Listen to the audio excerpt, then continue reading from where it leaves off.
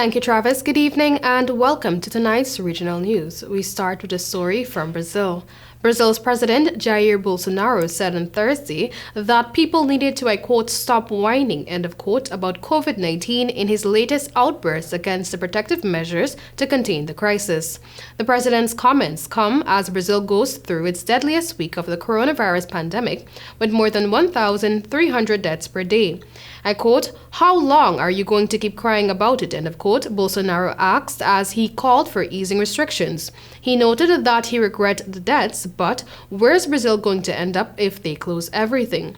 The South American country of 212 million people has had an outbreak of cases, partially due to the variant of the virus detected in the Amazon rainforest. Bolsonaro previously compared COVID-19 to a little flu and promoted the hydroxychloroquine as medication, despite studies showing its inefficiency against the virus. At least 260,000 people died in Brazil because of COVID-19. In Cuba, a Cuban-developed coronavirus candidate vaccine entered into Phase 3 trials Thursday, the first shot developed by a Latin American country to get this far, the government said. The recruitment of 44,000 volunteers aged 19 to 80 to test the drug named Soberana 2 has already begun, said Cuba's Finlay Vaccine Institute. The first trial shots should start being administered in Havana next week. The trial volunteers will be divided into three groups.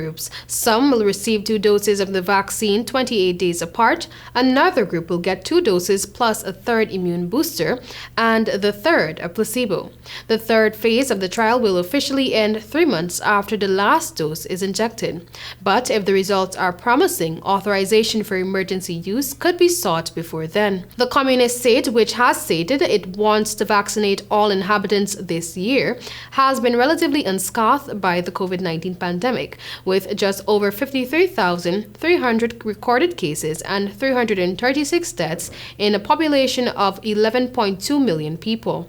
Under American sanctions, the island nation began developing its own vaccines in the 1980s, discovering the first immunization against meningitis. Nearly 80% of its vaccines are produced locally, and Cuba is working on 4 coronavirus candidate vaccines.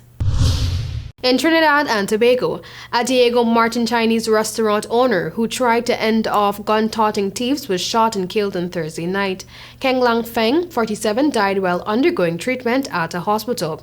A police report said that around 8:55 p.m., 3 men all dressed in hoodies entered Yang Hao Chinese restaurant at Evergreen Drive and announced a robbery. Feng refused to open the gate to allow entry, and one of the suspects shot him to the right side of the upper back. Feng was taken to the St. James Medical Complex, but he died less than 3 hours later. Officers of the West End CID responded and sought information from witnesses, but no one came forward. Detectives are trying to obtain footage from CCTV security cameras in the area. Crime scene investigators retrieved 1 spent 9mm shell and 1 projectile. Officers of the homicide region also responded, and Corporal Phillips confirmed that investigations are ongoing. And internationally, the former mid-level aide is the first member of the Trump administration to face criminal charges for the January 6 breach. The FBI has arrested a former State Department aide from the administration of former President Donald Trump in connection with the January 6 storming of the United States Capitol, according to U.S. media. Federico Klein was charged with unlawful entry, violent and disorderly conduct, and obstructing Congress and law enforcement, according to sources. He is the first member of the Trump administration to be implicated in the storming of the Capitol by supporters of the former president in an attempt to overturn the results of the November presidential election that was disputed by Trump. It was reported that 42-year-old Klein had worked on Trump's 2016 campaign and began working at the State Department shortly after Trump's victory. The violence left 5 dead. The Trump appointee was seen in videos of the riot assaulting officers with a stolen riot shield, federal investigators said in court documents obtained by the Times.